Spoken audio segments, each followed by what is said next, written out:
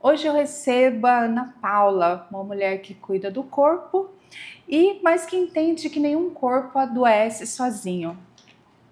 Ana Paula, seja muito bem-vinda. Ana Paula, ela é nutricionista e ela vai contar um pouquinho pra gente de como o corpo reage em situações de estresse, em momentos difíceis, em momentos em que o mundo parece desabar e a gente nem sabe o que fazer. O corpo responde a tudo aquilo que a alma tenta silenciar. Essa é uma conversa para quem está tentando se reconstruir por dentro e por fora. Ana, seja muito bem-vinda. Conta pra gente um pouquinho da sua experiência, a sua formação, o público que você atende, qual a sua especialidade? Prazer, é todo meu estar aqui. Fico muito feliz com o convite. Eu sou nutricionista e atendo, além da pediatria, a parte de gestante, saúde da mulher. E a saúde da mulher abrange toda essa parte do emocional, alterações hormonais.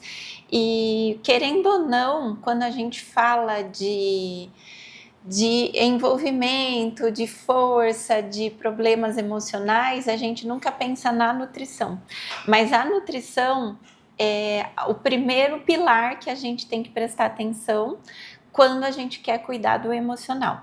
Às vezes tem paciente que fica aí tratando em terapias, mas quando a gente vai ver parte hormonal, parte intestinal e principalmente a alimentação, tá todo ali intoxicado, onde a gente está prejudicando totalmente esse cérebro. Então, a nutrição é primordial e eu tenho certeza que a gente vai ajudar bastante aqui hoje. A base, né, gente, para reconstruir o corpo e cuidar desse corpo para também nutrir a alma.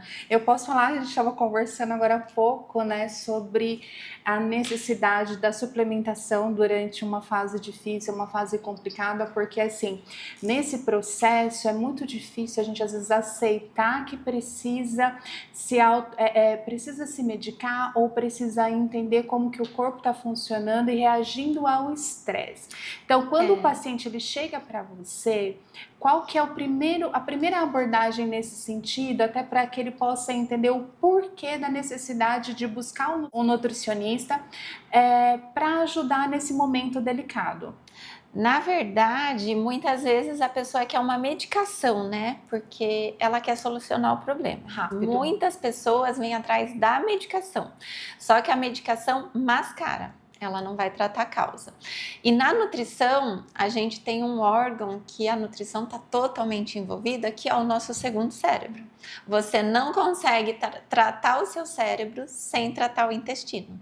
Quando você pensa no intestino como seu primeiro cérebro e vai imaginar que todos os nossos neurotransmissores está sendo produzido nele e eu tenho doenças ali no intestino, uma inflamação, uma absorção de nutriente ruim, você não consegue tratar nada com medicação, muito menos só com a terapia.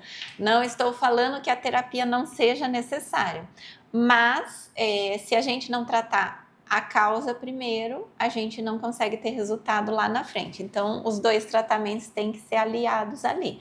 Então, primeira coisa, olhar para o estilo de vida dessa paciente.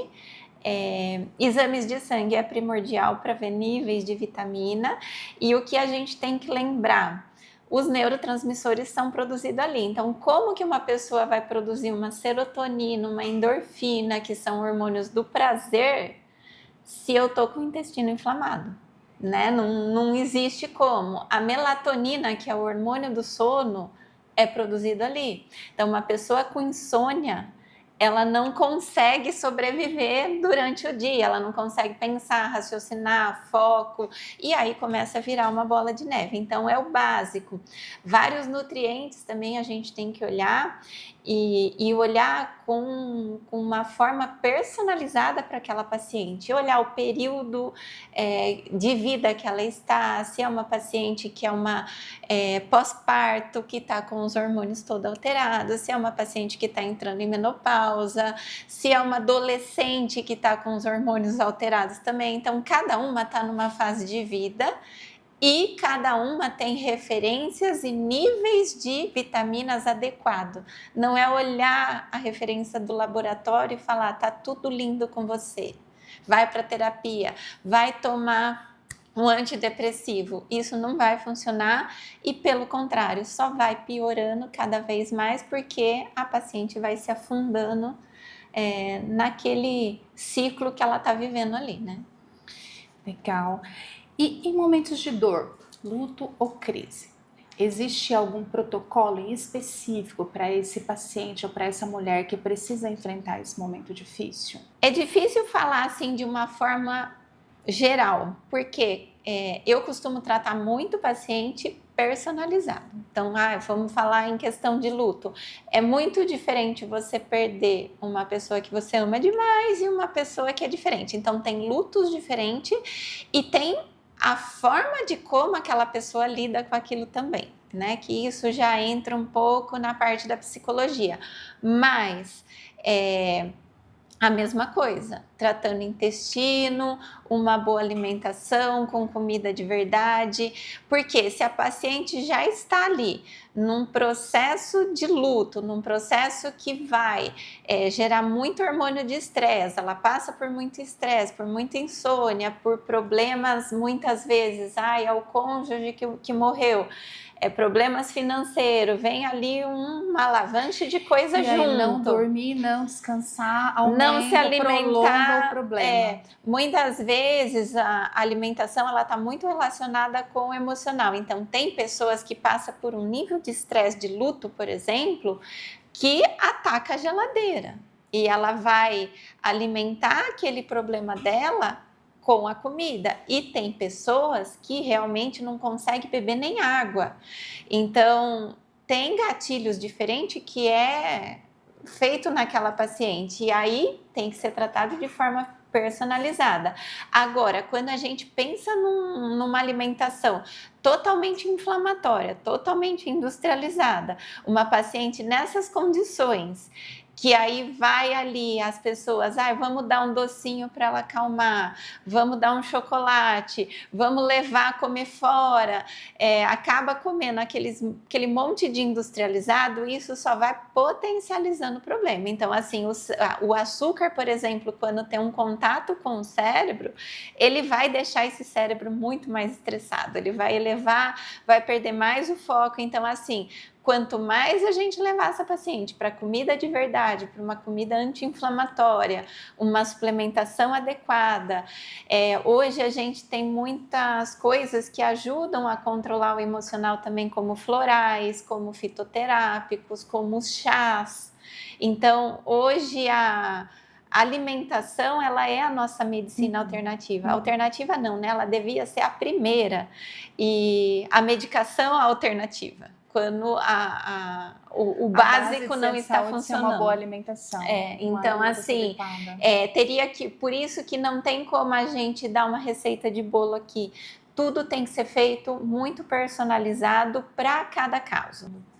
Eu acho muito interessante, até porque, assim, num momento até particular de estresse que a gente estava compartilhando aí nos exames, que eu vi ali a necessidade de fazer uma suplementação de ferro. A gente estava conversando sobre qual tipo de ferro, qual forma, né, a melhor forma de fazer essa suplementação e como o corpo já reage a essa falta de suplementação, né? Que ali a crise de ansiedade, que para quem tem já a propensão de estar no momento de estresse, ter crise de ansiedade, daí de repente ele vai no consultório e fala, eu não tô conseguindo dormir, eu tô estressado, eu não consigo comer. Aí, se o médico nesse momento já prescreve um antidepressivo sem antes ter ali um diagnóstico de, olha, era falta de ferro ou era falta de uma suplementação adequada, a gente corre o risco aí de ter um diagnóstico com uma receita ou uma medicação que mais a longo prazo, aí, ao posterior, vai mais prejudicar esse paciente do que ajudar. Com certeza. E assim, é muito triste hoje porque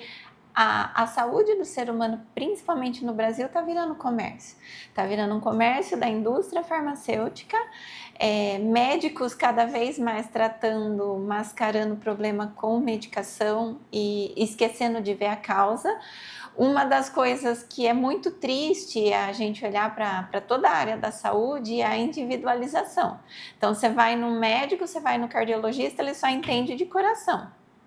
Aí você está com uma palpitação, ele entende do coração, mas ele não sabe avaliar que, por exemplo, você pode estar entrando na menopausa. Por quê? Quem entende de menopausa é só o ginecologista. Só que o ginecologista, ele vai te diagnosticar menopausa, mas ele não entende de coração. E os dois podem não entender de tireoide. Que aí você tem que ir no endócrino. Aí você fica rodando igual. Empurra, você fica desesperado, meu Deus. E aí ninguém trata nada, cada um te dá uma receita com 10 medicamentos, você fica gastando dinheiro naquele ciclo e ninguém olha para você e trata a causa, que é o básico, mudança no estilo de vida e principalmente sono, exercício físico. Então eu falo que a gente tem vários pilares, não é só alimentação, é a gente olhar para toda a parte ambiental que a gente vive. Então, quando a gente fala, eu estou intoxicado, não é só a alimentação, é o plástico que vem nos nossos alimentos, é os tóxicos que vem em maquiagem, tinta de cabelo, esmalte, ar poluído. O corpo absorve. É tudo isso que a gente está intoxicando o corpo, falta de sono, uma vida corrida, uma vida estressante, falta de tempo, vive atrasado, falta de exercício físico, que aí, assim, eu trato todo o meu intestino para ele produzir uma endorfina, uma adrenalina, só que eu sou sedentária. Como que ele vai produzir, entendeu? Esses hormônios do prazer, ele é produzido fazendo atividade física, e a pessoa não quer, ela quer uma pílula mágica que tudo aconteça com ela deitada no sofá, comendo pizza, assistindo Netflix. E não funciona. Né? E ainda quer sorrir e ser feliz dessa forma, sem ver a cara do sol. Né? Então, assim, a natureza é o nosso pilar de saúde. É você comer comida que vem da natureza, é tomar sol, é fazer atividades no ar livre, é ter contato com água, ter contato com o chão, com terra. Essa é a nossa saúde, é o pilar da nossa saúde. Não é viver trancada dentro de um quarto escuro, comendo besteira e querendo que aconteça um milagre, tomando medicamento, né, para resolver tudo. É isso. Vamos dar uma pausinha bem rapidinha e a gente já volta.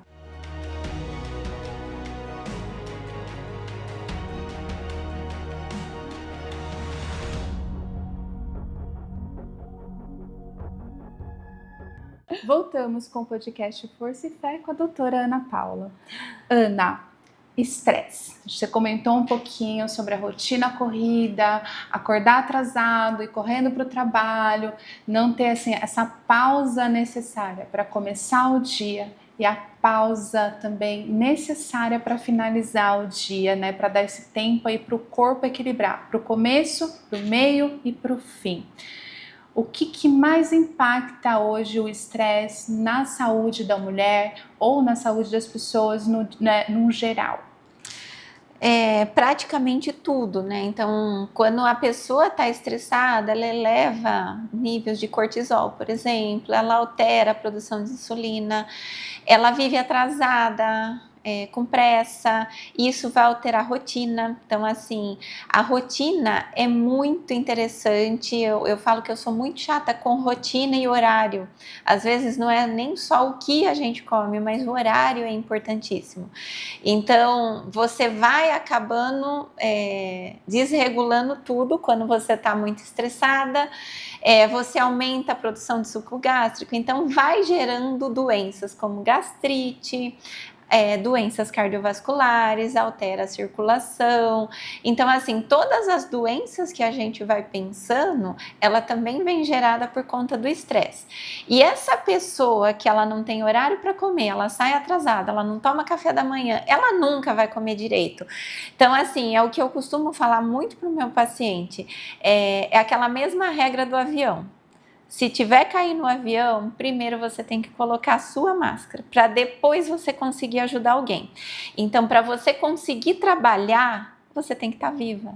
Então, primeiro você tem que cuidar do seu corpo, você tem que nutrir o seu corpo. Quando a gente fala de alimentação, a gente sempre tem que pensar em nutrição. O que eu tô comendo? Compensa eu acordar de manhã, tomar um copo de água, um pão com manteiga? Tem nada de nutriente ali, então compensou eu comer aquela caloria vazia ou eu preciso comer nutriente, uma fruta, um ovo, né? Aveia, o que tem realmente nutriente. E assim, é muito interessante, tem pessoas hoje que comem almoço, uma coxinha no carro, dirigindo, o cérebro não consegue se comunicar com o aparelho digestivo, não faz digestão, e isso vai gerando doenças. Então assim, hoje se a gente for pensar num câncer, muita gente fala, o câncer é genético. Será que é genética? E assim, eu falo, não existe doença genética, nenhuma doença é genética. Toda doença é hábitos errados passados de geração para geração. Então, se a minha família tem histórico de câncer, eu posso deixar desenvolver no meu corpo ou não. Se a minha família tem risco de pressão alta, eu posso deixar desenvolver no meu corpo ou não. A família que a criança já cresce com uma dieta balanceada, a criança já vai crescer, já vai desenvolvendo o hábito alimentar correto e automaticamente ela vai ter uma vida mais saudável. A criança que já cresce comendo traquinas, cresce tomando refrigerante na frente da TV, sem ter esse tempo de pausa, porque acho que assim, quando a gente fala da correria do dia a dia, quando a gente fala do estresse, eu entendo muito que sim, a gente precisa voltar a aprender a ter tempo de pausa. Parar! Se você não aprender, foi uma coisa que eu aprendi há uns 10 anos atrás. Eu não trabalho mais dobrando horário e eu não trabalho sem parar para me almoçar. Não faço, eu me recuso. Então, assim, são determinações que você precisa colocar na sua vida. E quando parar para almoçar, não ficar na tela. Prestar atenção. E essa é um dos motivos que eu comecei a trabalhar com a pediatria na nutrição, que é uma das minhas especialidades, porque eu falo, a nutrição começa na introdução alimentar. Mudar adulto é muito difícil. O adulto ele só muda quando ele está com câncer, quando ele está morrendo, quando o médico fala, você tem meses de vida, aí ele quer correr atrás do que ele já teria que ter corrido. E ontem eu estava vendo uma pessoa que eu sigo e aí eu estava associando, né, com todos os pacientes infantis que eu atendo, porque hoje você não tem criança mais saudável. Todas as doenças que apareciam na terceira idade... Criança já com colesterol, por exemplo. Hoje já está aparecendo com 6 meses. E aí eu estava observando que todas as mães que é obesa, ela já introduz na alimentação da criança, por exemplo, um pastel, uma batata frita antes do 1º ano de vida. Refrigerante. E assim, você pode acompanhar, tipo, um Instagram dessa mãe, ela só posta foto da criança comendo. Então, assim, você já vê que é um problema emocional que ela tem ali, que são feridas que ela precisa se curar, porque muitas vezes a obesidade, a gente fala que a obesidade é uma doença crônica, mas ela tem muito relação também com o emocional. Com traumas, com feridas ali da infância, que é levada para o resto da vida. E essa ferida da mãe não tratada vai ser uma ferida daquela criança que vai ser educada daquela forma. Então eu falo, ou você trata ali na infância e você tem uma base, ou você faz uma educação nutricional na criança, ou vai ser um adulto fazendo reeducação nutricional, que é o que mais a gente tem procura hoje. Eu preciso de reeducação nutricional. E mesmo assim o adulto às vezes não tem essa consciência. O que ele quer agora que está na moda? Tomar um Mondiaro, comendo um McDonald's, coxinha e tomando Coca-Cola e cerveja. Ele não quer abrir mão do hábito dele, ele quer um milagre. Só que na hora que ele tem ali um diagnóstico de um câncer, é só milagre mesmo. Então, e eu estava ouvindo falar muito essa questão até do Monjaro, do efeito rebote, porque eu vejo também, porque até então era cirurgia bariátrica, né? Todo mundo queria fazer cirurgia bariátrica, aliás, as pessoas chegavam até engordar mais para, não, eu quero fazer a cirurgia bariátrica porque eu não consigo emagrecer. E agora a modinha é Monjaro, Ozempic e tudo mais. E aí você percebe o quê? Se a pessoa não trata o emocional, a mente eu não vai continuar com mente de obeso. Eu não conheço uma pessoa bariátrica que não tem problema lá na frente, porque a cirurgia bariátrica causa problema. Ela resolve Depressão, muitos problemas de saúde, resolve, mas ela impede a absorção de muitos nutrientes. Sim. Se a pessoa fica desnutrida, com deficiência de vários nutrientes, ela não come certo porque ela não se tratou antes, e aí dá o efeito rebote depois, e é o que está acontecendo com essas canetinhas também. Esse adulto depois volta para a vida corrida, rotina estressante, acaba também esquecendo de novo da alimentação adequada e volta novamente a ter esses problemas. E assim, não aprendeu a comer, a mesma coisa, as canetas emagrecedoras é o que tá acontecendo. Ela causa tanto problema, assim, vamos falar de saúde da mulher, que é o nosso foco aqui, ela causa alteração hormonal na mulher, ela causa ressecamento, falta de libido, alteração hormonal. Então, ela tá feliz porque ela tá emagrecendo e aí aquele emocional começa a levar por outro lado, porque tá surgindo problemas que ela nem imagina de onde tá vindo. E aí ela vai arrumar mais problema para a vida dela, só que ela continua comendo errado. Então, assim, às vezes ela vai causar mais problemas ali na vida sexual. Tem muitas mulheres engravidando porque ele corta efeito de anticoncepcional. E aí, pensa no estresse, no problema de uma gravidez indesejada. Então, assim, às vezes vai querer um milagre, sendo que vai trazer mais problema do que você já tinha.